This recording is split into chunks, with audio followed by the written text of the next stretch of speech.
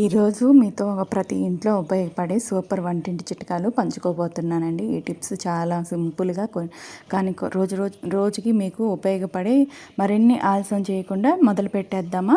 మొదటి టిప్ వచ్చేసేసి గోధుమ పిండి కలిపేటప్పుడు చపాతీలు మెత్తగా రావాలనే వాళ్ళకి గోరువెచ్చని నీటితో కానీ పిండిని కలిపారనుకోండి, 20 నిమిషాలు మూత పెట్టేసి ఉంచేసిన తర్వాత చపాతీలు చేసుకుంటే అవి ఎక్కువసేపు తాజాగా ఉంటాయి, మెత్తగా కూడా ఉంటాయి. ఇలా చేసుకున్నారనుకోండి మళ్ళీ చపాతీలు చేసుకునేటప్పుడు కూడా మనము చపాతీ మీద కింద టిష్యూ పేపర్ వేసి చపాతీలు వేసుకోండి. చపాతీలు కింద వాటర్ రాకుండా ఉంటాయి.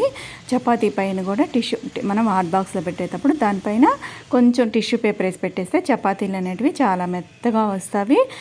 ఇదిగో చూసారు కదా, పిండి నేను కలిపేటప్పుడు మనం వాటరు తీసుకొని ఇట్లా అనేటట్లుగా పిండి అనేది ఉండాలండి. చాలా ఈజీగా మెత్తగా రావాలంటే గోధుమ పిండి కలుపుకునేటప్పుడు కొంచెం ఆయిల్ కూడా వేసుకోండి. ఆయిల్ వేసుకున్నా కూడా మెత్తగా అనేటువంటి చాలా మెత్తగా ఉంటాయి. నెక్స్ట్ టిప్ వచ్చేసి వర్షాకాలం మనకి నెక్స్ట్ టిప్ వచ్చేసేసిందండి. ఉప్పు తడవకుండా ఉండాలన్నా, వర్షాకాలం ఉప్పు త్వరగా తడేయకుండా పోకుండా ఉండాలన్నా మీకు ఒక మంచి టిప్ చెప్తానండి. ఉప్పు డబ్బాలో కొద్దిగా బియ్యం గింజలు కానీ కొంచెం ఒక 2 బియ్యం గింజలు కానీ లేదా కొన్ని శనగలు వేయండి. అవి తేమని పీల్చుకొని ఉప్పును పొడిగా కూడా ఉంచుతాయండి. ఈ టిప్ నచ్చితే మీకు ఒక లైక్ ఇచ్చుకోండి, షేర్ చేసుకోండి. నెక్స్ట్ టిప్ వచ్చేసి ఇడ్లీ పిండి, మనం పిండిలు కానివ్వండి, ఇదిగోండి ఇడ్లీ పిండి కానీ మెత్తగా రావాలంటే పిండి రుబ్బేటప్పుడు ఒక గుప్పిడు అటుకులు వేయండి. తర్వాత పిండిని బాగా పులనివ్వండి.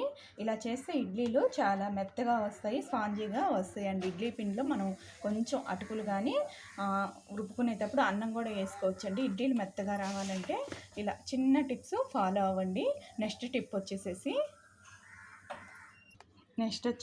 కొత్తిమీర తాజాగా ఉండాలన్నా, కొత్తిమీర ఎప్పుడు పాడైపోకుండా ఉండాలన్నా ముందుగా మనం మార్కెట్ నుంచి తెచ్చుకున్నప్పుడు కడిగి ఆరబెట్టేసేసుకొని పొడి ఆరినాక ఒక క్లాత్ తీసేసుకొని ఆ పొడిగుడ్లోలాగా బాగా ఆరిపోయినాక ఒక డబ్బాలో పెట్టేసుకొని ఫ్రిడ్జ్లో అట్లాగా టిష్యూ పేపర్ వేసేసి ఫ్రిడ్జ్లో పెట్టుకున్నారనుకోండి, మంచిగా తాజాగా ఉంటుంది. ఎప్పుడు కావాలంటే అప్పుడు మనం కట్ చేసేసి కూరల్లో కానివ్వండి ఏది వాడుకోవాలన్నా మనకి ఈజీగా అయిపోతుంది.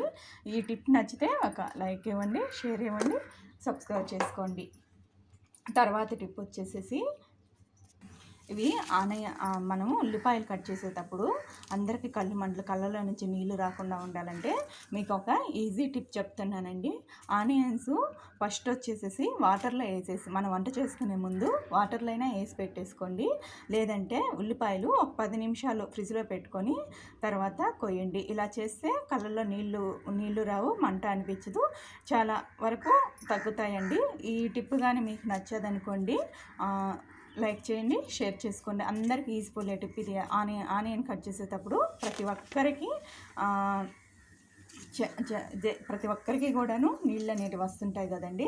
ఇలా రాకుండా వాటర్లో వేసేసుకొని లేదంటే ఫ్రిడ్జ్లో అయినా పెట్టేసుకోండి. నెక్స్ట్ టిప్ చూపిస్తాను.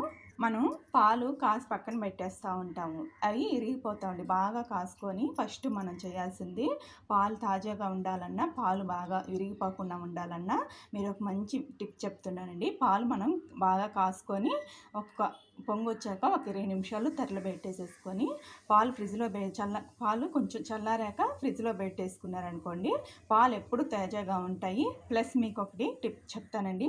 మేగడ పాలు అయితే ఇలా ఫ్రిడ్జ్లో పెట్టేసి ఇలా గడ్డిలాగా వస్తే దాన్ని మనకి మేగడ కూడా ఈజీగా తీసుకోవడానికి కూడా పనికొస్తాయండి. ఇది మంచి టిప్పు, ఎవరికైనా తెలియని వాళ్ళకి మంచి టిప్, యూజ్ఫుల్ అవుతాయని చెప్తున్నానండి. ఈ వీడియోస్ మీకు నచ్చుతాయి అంటే లైక్ చేసుకొని, షేర్ చేసుకొని, సబ్స్క్రైబ్ చేయండి. మళ్ళీ మంచి వీడియోతో మళ్ళీ కలుద్దాం. అప్పటి వరకు నమస్కారం అండి.